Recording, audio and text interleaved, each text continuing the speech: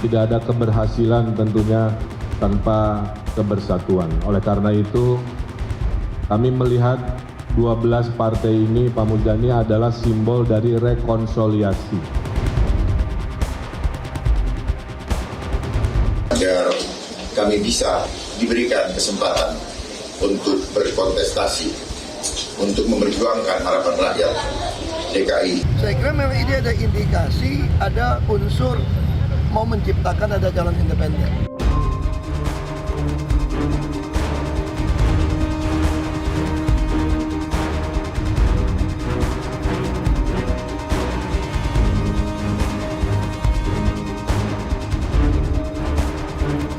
Jangan nanti Bapak hanya jabat sebagai calon boneka gitu Pak. Ya nggak apa-apa.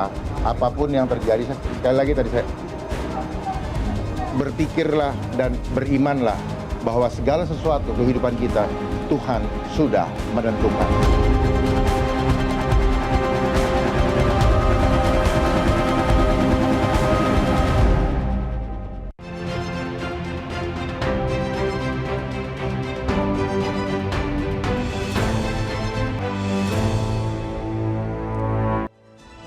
Selamat malam pemirsa. Pilkada Jakarta kian panas, penuh nuansa drama. Mulai dari dugaan skenario kota kosong hingga hadirnya calon independen yang diiringi skandal pencatutan KTP warga.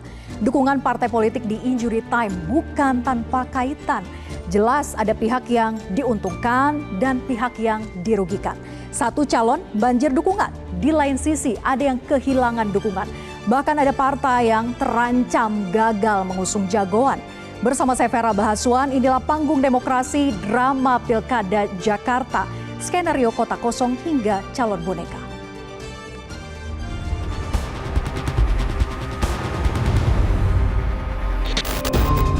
Dinamika politik Pilkada Jakarta kian dinamis. Sore tadi 12 partai politik yang tergabung dalam Koalisi Indonesia Maju atau KIMPLUS telah mengumumkan bakal pasangan Cagup dan Cawagup DKI Jakarta Ridwan Kamil Suswono. Dan tidak ada keberhasilan tentunya tanpa kebersatuan. Oleh karena itu, kami melihat 12 partai ini, Pak Muzani, adalah simbol dari rekonsiliasi. Sebelumnya pertanyaan terkait siapa lawan tanding Ridwan Kamil untuk memperebutkan kursi Jakarta 1 juga jadi tanda tanya besar. Hingga akhirnya muncul Bacagup dan Bacawagup jalur perseorangan Dharma Pongrekun dan Kun Wardana yang sekaligus menggugurkan skenario calon tunggal lawan kota kosong di Pilkada Jakarta. Skenario kota kosong sebelumnya dinilai memang tidak dikehendaki oleh elit-elit Kim karena mempertimbangkan resiko yang dianggap terlalu besar. Dan dinamikanya juga akan kelihatan nanti apakah itu nanti kota kosong, tapi saya yakin nggak kota kosong. Akan tetapi lolosnya calon independen ini dianggap sekedar pelengkap dan dinilai telah diskenariokan agar seolah-olah Pilkada Jakarta tahun ini tampak demokratis. Saya kira memang ini ada indikasi, ada unsur mau menciptakan ada calon independen.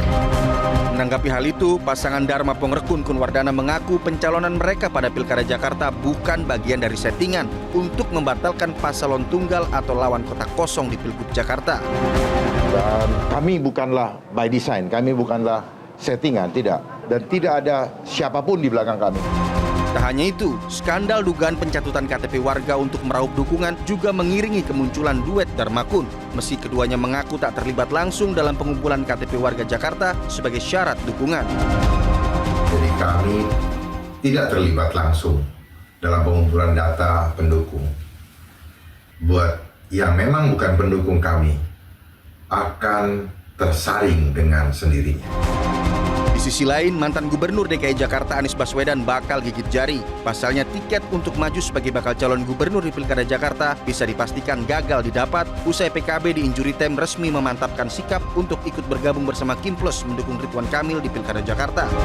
Kita sudah pastikan PKB bersama Gerindra dan siapa calon yang diusung kita juga mengetahui, karena itu saya pikir sudah jelas dan final PKB bersama Gerindra di Pilkada DKI.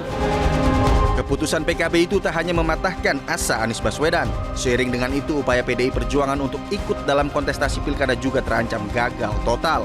Pasalnya, PDIP tidak memiliki cukup kursi di DPRD DKI Jakarta untuk mengusung pasangan calon sendiri. Saya suka ngomong pada diri saya sendiri, kasihan deh PDI Perjuangan. dikungkung, ditelikung, tinggal sendirian gitu. Wah, yang lain apa namanya? Kim Plus. Lantas akan seperti apa kontestasi Pilkada Jakarta nanti? Akankah duet Darmakun menempuh jalan mulus hingga tanggal pendaftaran nanti di tengah ganjalan dugaan pencatutan KTP warga? Dan mampukah calon independen berdaya melawan duet Ridwan Kamil Suswono dengan dukungan koalisi besarnya? Dan untuk mengulasnya sudah hadir di studio Metro TV ada Ketua DPD Partai Gerindra Jakarta Ahmad Riza Patria. Selamat malam Bang Riza. Selamat malam. Kemudian juga ada Sekretaris Des Pilkada PKB Zainul Munasihin. Selamat malam Kang Zainul. Selamat malam Mbak Fira. Kemudian pengamat politik sekaligus Direktur Lingkar Madani Ray Rangkuti. Selamat malam Bang Ray. Malam. Dan juga hadir lewat sambungan Zoom Guntur Romli, politisi PDIP, anggota Bawaslu DKI Jakarta Beni Sabdo, dan Ketua Tim Pemenangan Paslon Independen Darmakun Iksan Tualeka. Selamat malam Bapak-Bapak, terima kasih sudah hadir di Metro TV dan juga bergabung melalui sambungan Zoom. Saya langsung saja untuk memulai diskusi ke Bang Riza dulu pastinya. Bang Riza, RK Suswono baru saja resmi dideklarasikan. Pertanyaannya kemudian adalah mengapa Suswono dari sekian nama mentereng yang sejauh ini muncul di survei? Iya kan setiap partai memang ingin kader terbaiknya tampil dalam kontestasi tidak hanya di Pilpres tapi juga Pilkada ya di provinsi, kabupaten, kota. Begitu juga di Jakarta. Terlebih satu provinsi yang prestisius lah saya kira. Dan Kim sudah bersepakat sejak awal mengusung Bang Emil ya, Bang Ridwan Kamil di Jakarta sebagai calon gubernur DKJ. Kemudian kita sedang mencari nama sosok terbaik untuk wakil gubernur. Setiap partai memang mengusung beberapa nama lah ya, dipersilahkan. Bahkan siapa saja di luar nama yang diusung partai juga boleh. Kim tentu mencari yang terbaik. Dan kami mendapatkan dukungan dari partai-partai di luar Kim. Seperti PKS, Nasdem, PKB, dan lain-lain. Karena memang PKS ini di Jakarta menjadi pemenang pemilu dengan 18 kursi. Tentu ini satu kepantasan dan penghargaan ya buat PKS untuk dapat diberi kesempatan sebagai duduk menjadi bagian pasangan calon. Kepantasan dan penghargaan atau memang syarat yang diminta oleh PKS? Tidak ada syarat yang diminta. Setiap partai memang ingin apakah sebagai kepala atau wakil kepala, termasuk PKS tentunya. PDIP juga ingin, Gerindra juga ingin, Demokrat, PAN, semualah. Semua partai yang ada di parlemen maupun tidak di parlemen tentu ingin, siapa saja, orang-orang non partai juga ingin. Tapi hanya PKS yang pantas? Ya menurut hemat kami untuk konsultasi di Jakarta ya, menurut kami yang terbaik memang partai PKS. Dia partai kader yang militan, memiliki jaringan yang kuat, sudah yang kedua kali nih sebagai pemenang Pileg di Jakarta. Dan saya kira juga dia merupakan bagian daripada partai di luar Kim, dari Kim sendiri sudah mengusung Bang Ridwan Kamil. Saya kira ini satu pasangan yang serasi cocok. Ya. PKS memang punya bargaining power yang bagus karena menang di Pileg Jakarta begitu. Tapi bagaimana nasib partai lain yang sudah lama bergabung dengan Kim sejak awal, Bang Riza? Apa tidak ada kecemburuan di situ? Iya, tidak ada kecemburuan. Kami kan bagi kita ini kan, sekalipun setiap partai ingin kader terbaiknya tampil, tapi kan pada akhirnya kita harus realistis. Kader partai mana di antara partai berkoalisi yang terbaik yang bisa memenangkan pasangan calon, kira-kira begitu.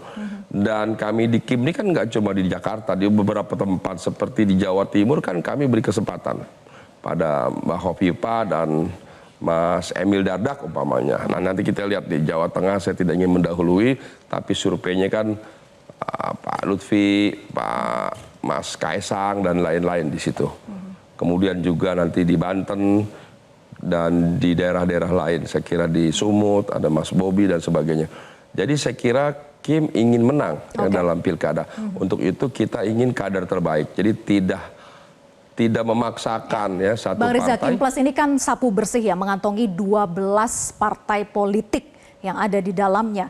Nah, apakah memang ini bagian dari strategi untuk memenangkan pertandingan secara mutlak di awal?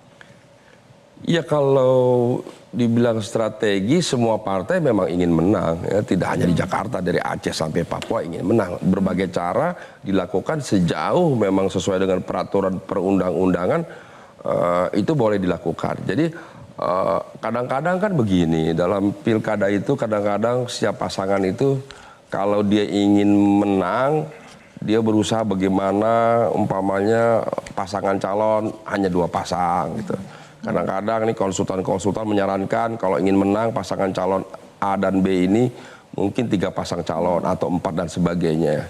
Berbagai cara lah. Belakangan memang di setiap pilkada kecenderungan melawan kota kosong memang tinggi. Ya. Kalau kita lihat, nanti bisa dilihat datanya. Sekalipun idealnya memang tidak harus kota kosong, sekalipun itu diperbolehkan secara undang-undang. Tapi di Jakarta sendiri kan, mohon maaf ya, kami kan tidak bisa mengintervensi, mengatur partai-partai politik. Mereka mau bergabung, tidak bergabung, itu hak partai politik. Oke, tidak mengatur-ngatur, tergantung dari partai politiknya. Ya, partai politik kan punya kemandirian, punya kedaulatan, punya kewenangan, mau gabung atau tidak. Karena faktanya dari 545 partai-partai itu kami dengan Nasdem di satu daerah, kami dengan PKS, kami dengan PDIP, begitu juga sebaliknya dengan Golkar, Demokrat. Ya. Jadi tidak selalu bersama. Kadang-kadang Kim juga bahkan berkompetisi di daerah lain. Gitu. Oke, jadi tidak mengatur-ngatur, dan yang terakhir bergabung adalah PKB begitu ya. Saya ingin tanyakan ke PKB nih. PKB, kenapa akhirnya di detik-detik akhir jelang deklarasi bergabung dengan Kim, yang akhirnya jadi Kim plus ini ya. Nah, sebelumnya kan kita tahu bahwa banyak sekali kode-kode yang dilakukan oleh PDIP untuk mengajak PKB untuk membentuk poros ketiga, tapi akhirnya berlabuhnya ke Kim plus. Kenapa? Alasannya? Mbak Vera, kita di PKB itu kalau menentukan calon kepala daerah itu kan ada banyak kriteria ya. Ada soal kapasitas, kapabilitas, elektabilitas, ketercukupan dalam partai pengusung, dan komitmen untuk membesarkan PKB. Dari 5 kriteria itu, kita lihat ini kira-kira apakah pasangan yang muncul, yang mendaftar di PKB atau hasil penjaringan PKB itu memenuhi nggak 5 kriteria itu gitu. Kenapa? Karena PKB di DKI itu hanya 10 kursi Mbak Vera, nggak akan bisa ngusung sendiri. Maka ketercukupan dalam koalisi itu untuk bisa mengusung dan berlayar itu menjadi prasyarat utama kita gitu. Nah, ketika kemarin ada dinamika misalnya kemudian PKS memutuskan bergabung dengan Gerindra, dengan Kim, ya kan, kemudian Nasdem yang awalnya sangat tegas mendukung Mas Anies, kemudian juga berbelok arah gitu, maka bagi kami PKB tentu akan melihat secara realistis dengan 10 kursi ini PKB mau ikut pilkada atau enggak gitu. Akhirnya kemudian kita memutuskan untuk bergabung dengan Gerindra, mendukung Ridwan Kamil dan Suswono. Saya kira itu dinamika. Tapi ini bentuk dari hasil pertemuan antara Caimin dan Pak Prabowo pada 8 Agustus tidak? Ya, itu bagian dari pembicaraan itu. Jadi memang di situ sudah dibahas sebetulnya. Bagaimana PKB untuk bergabung dengan Kim plus. Walaupun mungkin tidak secara spesifik ya, tapi kan ketika Pak Prabowo selesai ditetapkan sebagai presiden terpilih di KPU dan berkunjung ke kantor DPP PKB kan sudah berkomitmen untuk mengajak PKB bersama-sama, termasuk dalam pilkada. Jadi clue-nya sudah kita dapat gitu. Tinggal kemudian kita mengeksekusinya di masing-masing pilkada di provinsi maupun kabupaten kota, dan di DKI kita bersama dengan Gerindra, di tempat lain mungkin kita tidak bersama. Itu biasa menurut saya. Itu dinamika pilkada di masing-masing daerah itu betul-betul sangat dinamis. Oke, dinamika yang dialami oleh PKB pun juga sempat bergesekan dengan PBNU begitu ya. Nah, ini sempat memanas, tapi kemudian setelah PKB yang akhirnya bergabung dengan Kim plus itu seolah sirna. Apakah itu juga bagian dari salah satu pertimbangan? Tapi dijawab nanti. Saya tetap bersama kami di Panggung Demokrasi.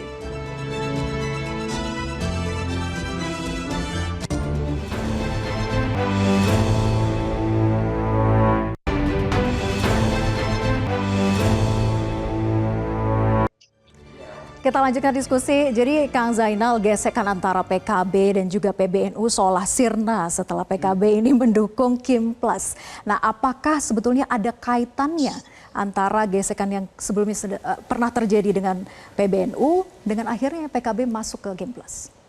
Tidak ada sebetulnya, nggak ada hubungannya. Tidak ada kaitan keputusan soal itu. Ini murni dinamika peta koalisi di pilkada. Kalau soal yang dinamika di PBNU itu kan soal lain ya. Tapi kalau soal kenapa kita memilih RK dan juga Suswono dalam konteks Pilkada DKI itu betul-betul karena pertimbangan bahwa potensi kemenangan itu ada di RK Suswono dan bukan PKB. posisi Caimin yang terancam?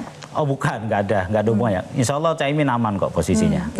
Oke, insya Allah Caimin aman. Saya ke Bang Rey. Bang Rey, dengan adanya RK Suswono, dan ini tentu mengejutkan kita juga begitu ya, nama Suswono belum pernah muncul di survei sebelumnya. Nah, kenapa Suswono ini sebetulnya bisa menjadi titik temu antara sekian banyak parpol yang bergabung dalam Kim Plus? Ya ini menarik karena nama Suswono dengan sekaligus menghilangkan nama Kaisang. Karena selama ini kan yang terdengar itu RK dipasangkan dengan Kaisang kan. Ya. Dan Kaisang entah siapa yang memasang, tiba-tiba ketika RK misalnya mengatakan saya siap ke Jakarta, hari yang sama kayak sorenya gitu bermunculan tuh spanduk yang mendukung Kaisang untuk maju di Pilkada Jakarta gitu. Jadi oleh karena itu banyak orang berpendapat Kaisang adalah calon yang akan dipasangkan dengan RK sampai kemudian Ketua Umum Golkar saat itu Pak Erlangga Hartarto menyebut inisial S gitu. Nah mungkin banyak orang masih tetap tidak menduga bahwa S itu akan merujuk ke Suswono gitu ya. Sang pisang juga bisa sih. Makanya masih tetap ada keyakinan bahwa itu adalah Kaisang gitu ya. Sampai kemudian dalam bacaan saya ya, dalam kronologi yang saya lihat gitu, Pak Zulhas juga mengatakan yang sama, tapi bahkan Pak Zulhas mengatakan kalau PAN sih pinginnya Kaisang itu di Jawa Tengah aja gitu kira-kira ya, tapi di Jakarta juga boleh gitu ya kan. Nah itu mulai makin menguat, ini siapa? Dan setelah itu Pak Erlangga menyatakan mundur dari jabatan Ketua Umum. Nah apakah ada hubungannya dengan S atau tidak kita nggak tahu gitu. Sampai kemudian ya hari ini kita lihat udah dilantik atau udah diresmikan, udah deklarasikan Ridwan Kamil dengan Suswono gitu. Nah pertanyaannya seperti yang Anda tanyakan tadi ke Bung Riza, kenapa Suswono gitu? Karena menurut saya itu cara yang paling ampuh mengikat PKS gitu. Karena PKS itu kan seperti berulang kali mereka sampaikan pada publik, target mereka itu posisi minimal wakil. Itulah yang membuat mereka misalnya tidak bisa dengan Anies karena Anies katanya belum jua ya menyampaikan secara tegas dukungannya kepada Sohibul Iman gitu ya. Tentu di samping tenggat waktu yang 90 hari itu yang tidak bisa menggait dukungan dari parpol politik yang lain. Itu sih menurut saya alasan yang terlalu mengada-ada karena saat itu PKB udah menyatakan dukungan ke Anies. Nasdem juga udah mengatakan dukungan, tapi menurut saya alasan yang utama itu adalah posisi nomor 2. Nah, posisi nomor 2 itu diberikan oleh Kim. Nah, kenapa Kim mau melakukannya itu menurut saya pertimbangannya menurut saya 2. Pertama adalah memang yang paling penting digait itu PKS gitu. Kalau PKS-nya masuk ke koalisi Kim, setengah dari kekuatan di luar itu mungkin udah bisa ditarik masuk ke lingkungan Kim gitu ya. Nah yang kedua adalah kalau skenario keduanya, kalau PKS saja yang ditarik kan masih ada Nasdem, masih ada PKB yang bisa mengusung Anies Baswedan. Anies juga sebisa mungkin jangan dilibatkan sebab selama faktor Anies berada di luar bersaing dengan RK, kesulitan ini sebesar apapun ini koalisi partai akan kesulitan beradu dengan Anies Baswedan gitu ya. Nah oleh karena itu tarik semuanya masuk ke dalam supaya PKS enggak pergi, berikan posisi wakil gitu. Nah yang menarik itu adalah kemana Kaisangnya gitu. Nah itu nanti Bung Riza yang bisa jawab. Oke, kemana Kaisangnya? Nanti apakah benar di Jawa Tengah atau tidak gitu ya, nanti kita ke sana. Tapi ini soal Pilkada Jakarta yang kita bahas, bahwa berkaitan dengan calon independen yang diduga melakukan pencatutan KTP yang saat ini sedang dilakukan rapat pleno oleh KPU. Kita simak pernyataan berikut ini. Karena Pak, berarti ini rapat yang sudah berjalan ini berarti masih belum bisa memutuskan ya apakah pasangan Dharma ini ditetapkan atau belum? Rapat pleno ini diskusi masih berjalan. Masih berjalan. Karena dari pihak Dharma kan mengatakan sudah di atas 600.000 meskipun yang sudah terverifikasi dan itu sudah cukup untuk. Kita tunggu saja dulu. Kita tunggu, ini kan rapat di break sampai dengan pukul 11 kita membuka diri, poinnya itu membuka diri kepada masyarakat DKI untuk kalau menyampaikan nama-nama yang mungkin diduga tersantum dalam dukungan. Tapi kok kalau masih belum selesai sampai sekarang? Bisa atau enggaknya maju itu apa sih? Itu kita lihat saja nanti. Oke, jadi rapat plenonya masih diskors dan masih membuka ruang kesempatan bagi masyarakat DKI Jakarta untuk bisa melaporkan begitu ya? Per jam berapa tadi itu? Kenapa? Itu per jam berapa? Per jam berapa? Baru saja Baru saja, ini baru kita tayangkan. Jadi masih berlangsung di sana. Nah, saya ke Pak Beni ya untuk mengkonfirmasi dari Bawaslu DKI Jakarta terkait dengan dugaan pencatutan KTP oleh calon independen. Jadi apa hasil investigasinya terkait dengan pencatutan KTP oleh paslon independen ini? Jadi ada berapa banyak yang terverifikasi KTP yang dicatut? Ya, baik Mbak Vera. Bawaslu DKI Jakarta bersama rakyat DKI Jakarta mengawasi seluruh tahapan pilkada pada 2024 ini. Sampai malam hari ini saya juga masih di kantor ini karena kami juga terus membuka posko aduan dan juga laporan. Aduan yang masuk kepada kami sudah ada 280 aduan. Lalu per malam ini laporan yang masuk secara resmi sudah ada 5 laporan. Nah, kami juga mengapresiasi ya karena masyarakat juga antusias ya dengan kesadaran diri untuk melaporkan dan mengadu kepada Bawaslu. Dalam konteks penanganan perkara, ini kan masuk ke ranah pidana. Yang dilaporkan ini 5 laporan ini semuanya menyangkut tentang dugaan pelanggaran pidana pemilihan. Maka kami juga sudah berkoordinasi kepada Sentra Gakumdu.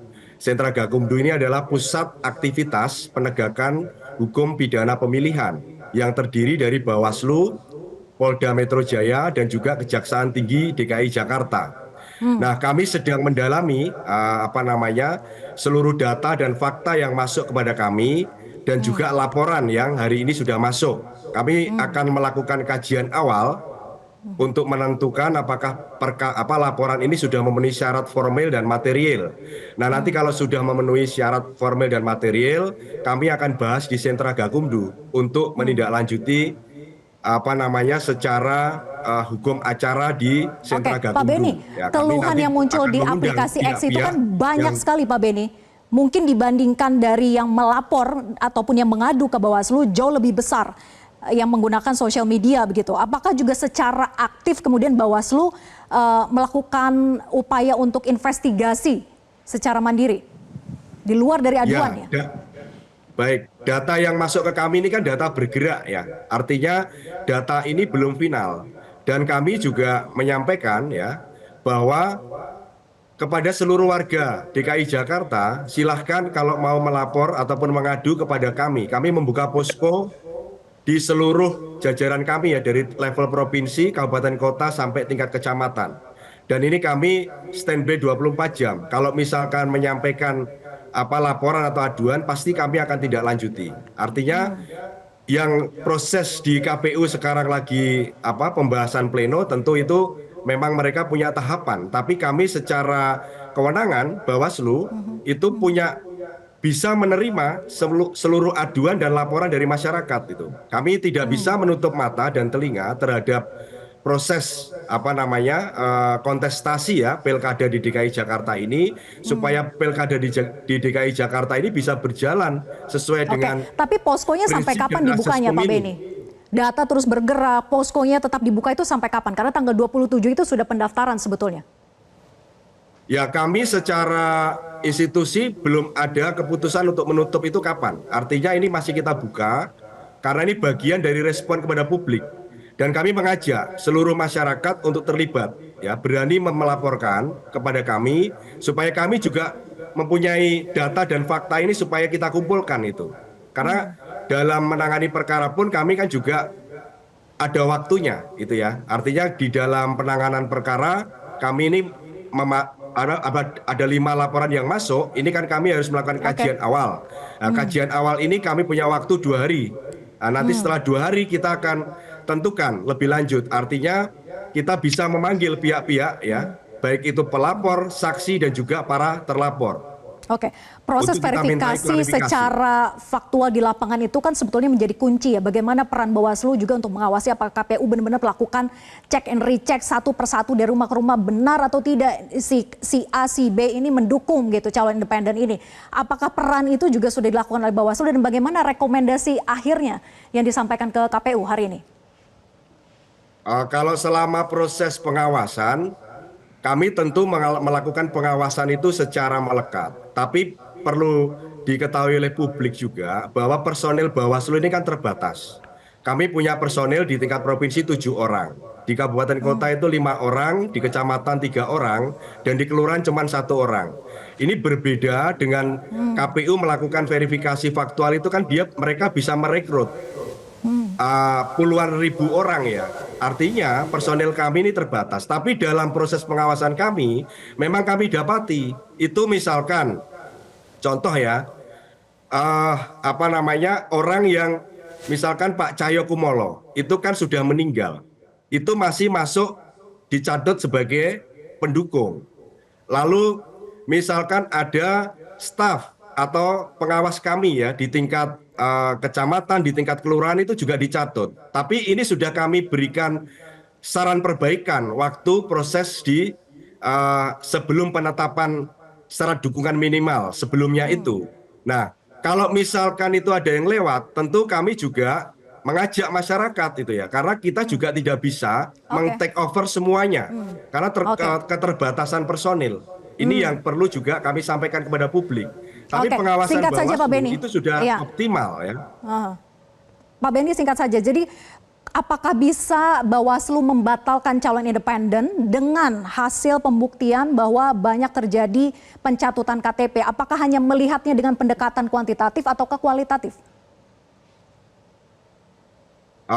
Tentu kalau kita melihat dari sisi kualitatif, kita kan juga melihatnya bagaimana kita menegakkan aturan ini ya.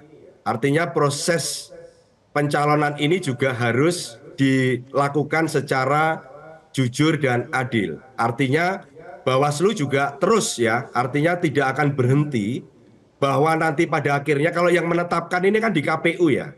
Artinya kami tidak punya kewenangan dalam hal penetapan. Tapi kami bisa memberikan saran perbaikan ataupun rekomendasi. Nah, kalau soal yang laporan dan pencatutan, kami ini kan masih dalam proses penanganan perkara. Sehingga kami belum bisa mengambil kesimpulan itu. Tapi secara prinsip bahwa kualitas demokrasi di DKI Jakarta sebagai barometer politik nasional, tentu kami punya kepentingan yang sama ya terhadap seluruh kritik publik atau yang muncul di ruang publik hari ini. Karena Bawaslu bersama rakyat akan mengawasi seluruh proses tahapan pemilihan pilkada di Jakarta ini. Saya tanyakan ke tim pemenangan calon independen Dharma Kun, Bang Ihsan, tadi Anda mendengar pernyataan dari Bawaslu bahwa saat ini masih berproses, masih diinvestigasi begitu ya. Anda optimis tidak calon jagoan Anda ini benar-benar bisa lolos dengan smooth sampai dengan pendaftaran nanti? Ya, selamat malam. Tentu saja optimis ya, karena kalau kita melihat angka-angka yang disampaikan dari Bawaslu tadi, 300, kemudian ada lagi tambahan 5 malam ini, tentu masih di bawah 400 ya, yang kemudian menyanggah atau merasa bahwa mereka dicatut. Itu masih totalnya masih di bawah 1% ya dari total dukungan yang sudah kami serahkan dan dinyatakan memenuhi syarat oleh KPU sebelumnya. Jadi saya kira masih optimis karena masih jauh dari dukungan yang sudah kami serahkan. Oke, Bang Ihsan, Pak Dharma itu kan mengatakan begini, mengaku tidak ikut-ikut galang KTP, ada relawan yang bekerja mengumpulkan. Nah, Anda kan sebagai salah satu tim relawan begitu ya, bahkan tim pemenangan, tentu bisa menjelaskan bagaimana sebetulnya proses dan cara pengumpulan KTP yang bisa dihimpun segitu banyaknya dalam waktu yang cukup singkat ya, beberapa bulan saja, beda dengan cerita Ahok dulu bahkan. Ya, jadi sebenarnya polemik yang kita diskusikan malam ini sebenarnya sudah kami prediksi sejak awal. Karena kami melihat bahwa sekalipun calon independen ini dimungkinkan oleh konstitusi, tapi secara realitis itu kurang masuk akal begitu. Kenapa tidak? Kita itu cuma diberikan tenggat waktu hanya kurang dari 3 bulan untuk mengumpulkan KTP 7,5% yang nilainya atau totalnya hampir 600.000 lebih. Dan kemudian kita juga diberikan tenggat waktu kurang dari 5 hari atau 4 hari dari tanggal 8 sampai tanggal 12 untuk menguploadnya ke sistem Silon. Jadi sebenarnya di awal telah terjadi perdebatan ini antara kami, Bawaslu juga sering kali ada dalam pertemuan kita dengan KPU, kita sudah menganggap bahwa ini sudah tidak mungkin. Tapi karena kita ingin tetap ada dan berkontestasi, kita kemudian memanfaatkan media sosial untuk menghimpun dukungan. Jadi dari berbagai media sosial itu orang kemudian menyampaikan dukungan ke kami kemudian menindaklanjuti agar mereka secara sporadis untuk bisa mengumpulkan KTP di lingkungan mereka. Jadi hanya sosial media tidak melakukan pertemuan sama sekali dengan masyarakat antara Dharma Pongrekun dengan juga Kun Wardana ya, kepada masyarakat tidak ada? Tentu ada juga berbagai pertemuan, terutama dengan relawan-relawan kita yang menjadi katalisator. Jadi kita sebenarnya memanfaatkan media sosial sehingga kita ini di tim itu sebagai katalisator untuk mengumpulkan dukungan dari masyarakat yang diantaranya datang juga secara gelondongan. Misalnya ada yang datang bawa 500 surat dukungan dan KTP, ada yang datang bawa 1000, ada bahkan datang bawa 2000 dan ada yang lebih banyak lagi. Nah, dukungan-dukungan itu kemudian oleh tim di kantor pemenangan kita pilah berdasarkan kelurahan, kecamatan, lalu kemudian itu kita upload. Kita sebenarnya kalau dimungkinkan atau diberikan ruang dan waktu yang cukup untuk melakukan verifikasi internal, kemungkinan ini tidak terjadi. Tapi karena kita seperti dikondisikan oleh waktu, kita harus mengupload sebanyak mungkin sesuai dengan jumlah minimal yang bisa kita serahkan, lebih dari 600.000 itu. Dan kita tahu juga bahwa KPU itu punya mekanisme verifikasi administratif dan faktual. Atau dan verifikasi faktual. Dan kita berharap bahwa verifikasi yang dilakukan oleh KPU itulah yang kemudian dengan sendirinya akan memilah mana saja data atau dukungan yang bisa dipinggirkan karena memang tidak memenuhi syarat dan mana saja yang memenuhi syarat.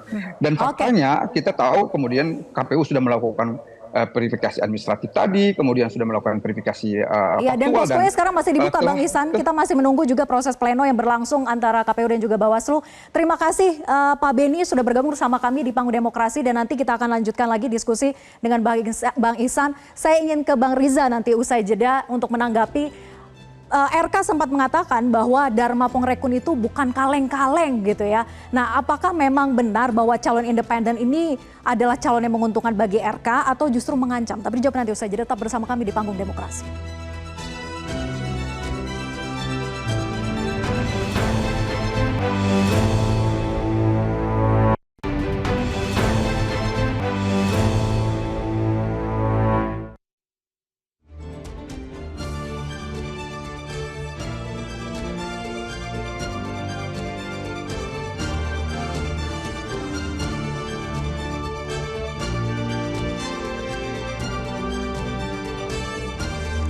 Tadi kita sudah lihat pernyataan dari Ridwan Kamil begitu ya, bahwa mengatakan Pak Dharma Pongrekun itu bukan kaleng-kaleng, jenderal bintang 3 dan sebagainya. Nah, tapi gini, publik itu melihat bahwa ini bukan calon yang sebanding dengan RK begitu, karena yang sejauh ini muncul di survei 1, 2, 3 adalah Anies, kemudian juga Ahok, baru RK di posisi ketiga, sehingga Dharma Pongrekun ya tidak dianggap sebanding. Nah, apakah ini sebetulnya adalah calon yang menguntungkan bagi RK Suswono atau justru calon yang mengancam? Yang pertama saya sepakat ya, bukan calon kaleng-kaleng, apalagi disebut calon boneka ya. Kalau calon boneka itu yang membentuk pasangan calon. Kalau ini kan calon hadir atas kesadarannya dan sudah, saya kira sudah lebih dari setahun itu mengumpulkan KTP, bukan pekerjaan yang mudah. Dan mengumpulkan KTP dengan jumlah ratusan ribu itu saya kira pekerjaan yang berat. Jadi nanti kalau memang pasangan calon ini berhasil lolos sebagai calon independen, itu artinya calon ini luar biasa kemampuannya, jaringan dan kapasitasnya. Terlebih yang bersangkutan ya memang purnawirawan, polisi bintang 3 dengan segala latar belakang jabatan dan prestasinya, saya kira memang bukan pasangan calon yang kaleng-kaleng. Dan bagi kami tentu siapapun ya yang berkompetisi. Tapi secara popularitas menguntungkan tidak bagi RK? Ya kalau memang secara popularitas memang yang bersangkutan mungkin belum terdengar karena tidak diusung oleh partai politik, tidak masuk dalam radar survei selama ini yang saya tahu. Jadi menguntungkan secara popularitas? Ya kalau melihat popularitas, elektabilitas, tadi saya bilang memang belum masuk dalam survei-survei selama ini. Tapi bukan berarti pasti menguntungkan buat kami, buat RK ya. Kita nggak tahu, seperti yang sering saya sampaikan di banyak kesempatan, dulu Pak Jokowi Ahok itu jauh, bahkan di Jawa RK sekarang surveinya melawan petahana dengan berbagai prestasinya, Bang Poko luar biasa, lembaga survei konsultan semua meyakinkan dan semua partai dulu mengusung Fauji Bowo waktu itu kalah dengan Pak Jokowi, Ahok, orang daerah gitu, tidak menyangka semuanya. Kedua 2017 begitu juga, waktu Anies Sandi juga orang anggap yang menang Pak Jokowi, Ahok, ya kan? Tapi faktanya kan sebaliknya begitu ya. Ada Ahok Jarot waktu itu kan. Nah jadi itu contoh bahwa Anies, Pak Sandi bisa menang dengan survei yang rendah melawan incumbent Jokowi Ahok ketika itu. Oke, saya ke Bang Rey. Bang Rey, ini mengancam atau tidak buat RK dan juga Suswono untuk calon independen ini dibandingkan dengan kota kosong gitu yang dilawan gitu ya. Nah, apakah memang calon independen lebih baik dihadirkan dan di sisi juga bagi rakyat yang mereka sebetulnya menginginkan figur yang sebetulnya muncul dalam survei tapi tidak diakomodir oleh elit-elit parpol? Yang ancaman bagi RK itu kan Anies, Ahok, dan kota kosong. Gitu. Karena itu ancaman bagi dirinya gitu. Oleh karena itu dihindari. Anies dibuat nggak bisa pakai tiket kan. PDI Perjuangan dibiarkan karena nggak punya golden ticket, ya nggak bisa mencalonkan kadernya juga, dalam hal ini Ahok gitu. Tapi jangan juga dikasih kota kosong, sebab nanti orang rame-rame ke kota kosong gitu. Sebagai bentuk perlawanan. Sebagai bentuk perlawanan gitu. Nah, 3 itu yang ditakutkan oleh Emil. Tapi calon independen tidak mungkin menjadi bentuk perlawanan. Itulah pemecahnya gitu. Karena kebetulan kan calon independennya itu seperti disebutkan itu belum masuk radar survei. Dalam 3 bulan ke depan apa yang akan dilakukan? Gitu. Kalau sekiranya calon independennya Ahok misalnya gitu ya, atau Anies, lain lagi cerita itu. Bisa saja bersaing gitu.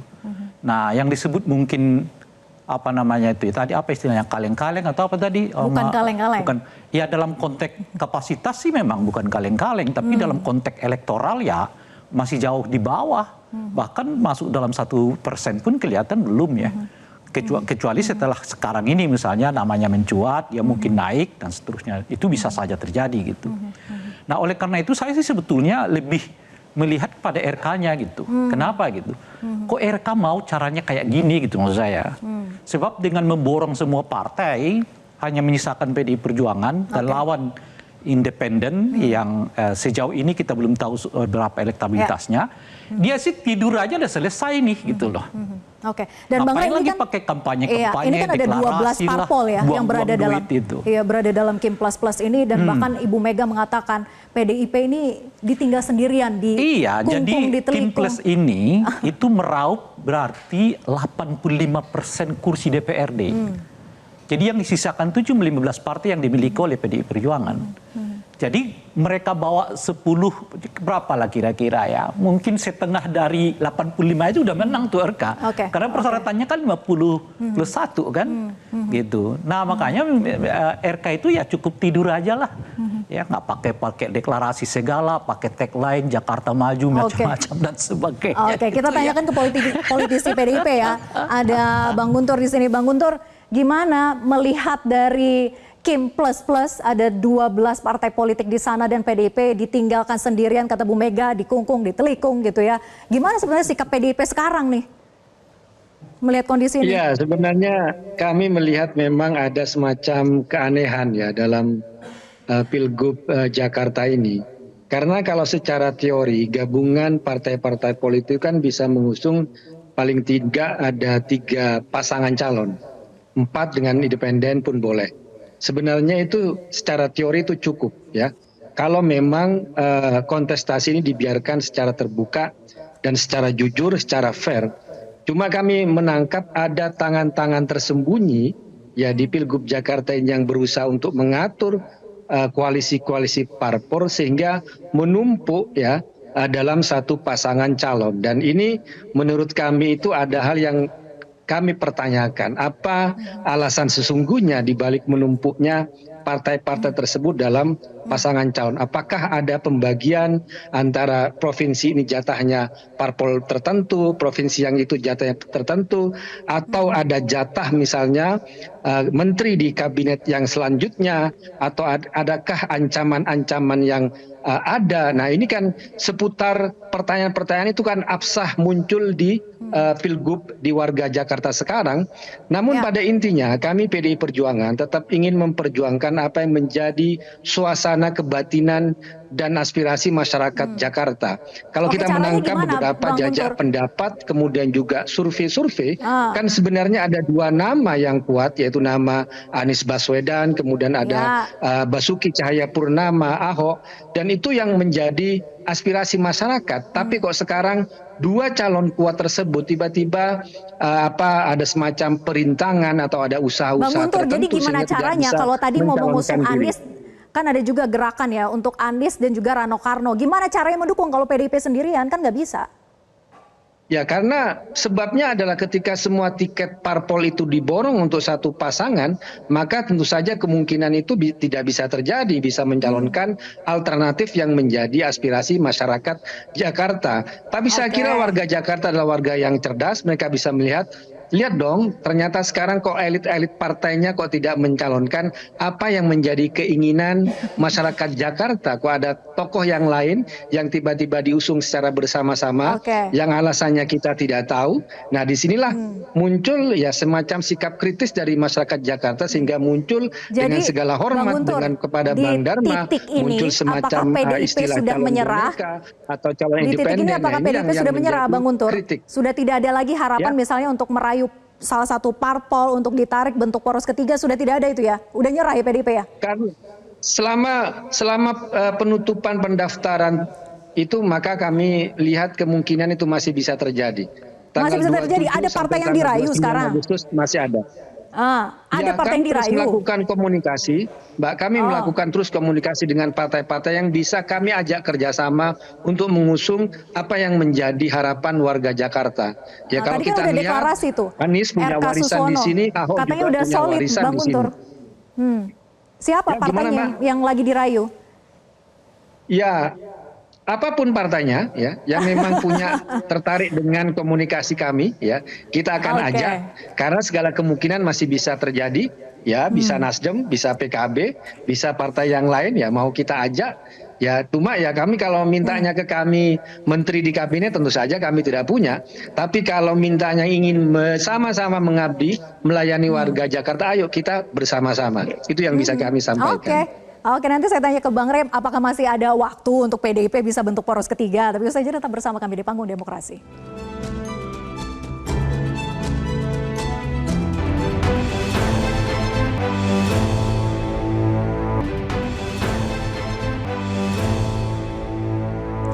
Kita lanjutkan diskusi, saya ke Bang Rey. Bang Rey tadi dikatakan Bang Guntur gitu ya, bahwa PDIP masih optimis untuk bisa merayu-rayu partai yang ada di Kim Plus Plus itu untuk bisa bentuk poros ketiga. Apa iya masih ada waktu dan masih memungkinkan ada partai yang mau? Nah, kalau soal waktu masih, karena pendaftaran kan tanggal 27, alias masih ada sekitar 6 hari lah sebelum ada pendaftaran. Di dalam 6 hari itu bisa saja segala sesuatu terjadi gitu. Tapi masih mungkinkah? Nah ini kemungkinannya mungkin di bawah 50%, alias sulit. Kecuali mungkin dalam ada perubahan politik yang dahsyat. Misalnya tiba-tiba PKB kok merasa masih terus diganggu nih gitu loh. Nah supaya meningkatkan daya tawarnya ke si pengganggu, ya saya keluar nih dari koalisi. Nanti saya masuk dengan PDI Perjuangan gitu. Nah itu bisa juga pola-pola mungkin tidak itu terjadi. Gitu, saya langsung lempar ke Kang Zainul. Mungkin tidak ada gangguan semacam itu lagi. Per hari ini sepertinya sudah final. Oh, udah final. Sudah final ya, kita ke per hari ini. Ya kan per hari ini. Iya makanya per hari ini. Tapi bahwa keputusan itu sudah diambil oleh DPP PKB dan sudah final kita ke RK Suswono. Cuman begini Mbak Vera, saya juga ingin menyampaikan kepada Bang Guntur bahwa nggak perlu terlalu sensi lah soal kotak kosong ya. Kenapa? Karena fenomena kotak kosong itu tidak hanya ada di DKI, di pilkada kabupaten kota juga banyak fenomena kotak kosong. Dan pelakunya salah satu juga para petahana-petahana PDIP juga banyak juga melakukan hal yang serupa, inginnya partai diborong semuanya gitu.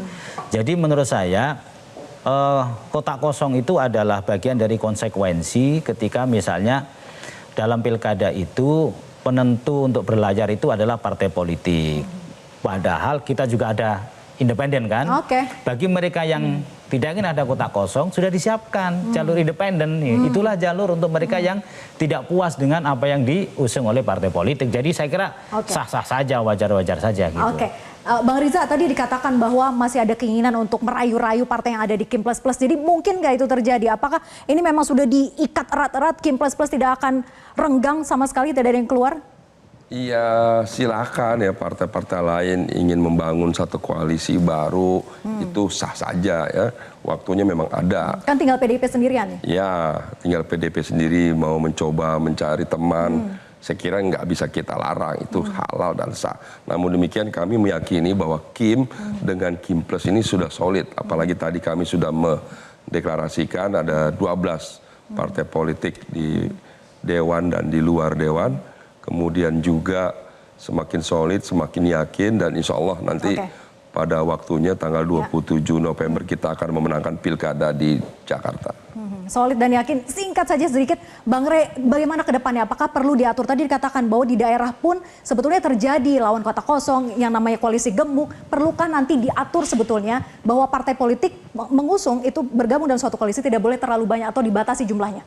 Iya bisa saja, tetapi menurut saya sih kita terlalu banyak aturan juga. Undang-undang pemilu kita itu tebalnya bisa lebih dari segini nih. Saya kira itu undang-undang paling tebal di Indonesia. Tapi nggak kejadiannya begini-begini. Ini yang saya sebut yang paling penting itu pucuk pimpinan kita secara nasional, Pak Jokowi. Nah, kita mengalami sebuah pilpres yang sangat buruk. Nah, sekarang juga Pak Jokowi kesan saya ya akan mewarisi sebuah pilkada yang sangat buruk. Apa pilkada yang buruk itu? Ditandai dengan dua hal. Meningkatnya dinasti politik, dan yang kedua adalah meningkatnya kotak kosong di banyak daerah. Yang boleh jadi ini menjadi rekod ya sepanjang pelaksanaan pilkada kita. Jadi apa yang terjadi di pilkada Jakarta hanya akuarium saja begitu ya? Tanggung jawab Pak Jokowi sebelum berakhir ini adalah memastikan bahwa pilkada 2024 ini betul-betul dengan standar moral demokrasi yang kita harapkan. Itu yang kita harapkan bersama. Terima kasih Bang Rey, kemudian juga Kang Zainul dan juga Bang Riza, dan semua narasumber sudah hadir maupun juga bergabung melalui Zoom. Terima kasih, saya Vera Bazwan pamit undur diri. Terima kasih atas kebersamaan Anda. Sampai jumpa.